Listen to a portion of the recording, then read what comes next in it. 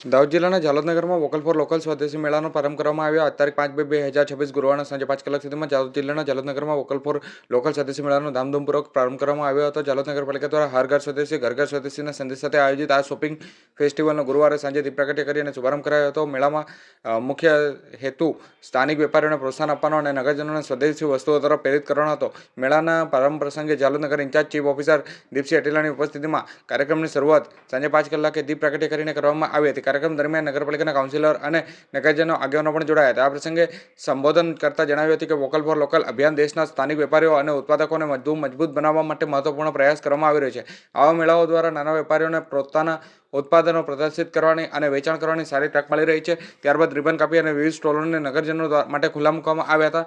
મેળામાં મોટી સંખ્યામાં લોકો ઉપસ્થિત રહ્યા હતા. વિવિધ સ્ટોલો પર ખરીદી કરી હતી અને વેપારીઓનો ઉત્સાહ પણ વધાર્યો હતો, જેના કારણે મેળાના પ્રથમ જ દિવસે ચહલ પહલનો માહોલ જોવા મળ્યો હતો. આ સ્વદેશી મેળા અંતર્ગત આગામી દિવસોમાં વિવિધ સાંસ્કૃતિક કાર્યક્રમોનું પણ આયોજન કરવામાં આવશે અને નગરજનો માટે આકર્ષણનું કેન્દ્ર બનશે. 5 માર્ચથી 12 માર્ચ સુધી દરરોજ સવારે 10 કલાકથી આ જાલોદ નગરપાલિકા કમ્પાઉન્ડ ખાતે ભારત ટાવર પાસે આ યોજાનાર મેળામાં નગરજનો મોટી સંખ્યામાં હાજરી આપી અને સ્વદેશી વસ્તુઓને પ્રોત્સાહન આપવા માટેનું આમંત્રણ પણ પાઠવવામાં આવ્યું હતું.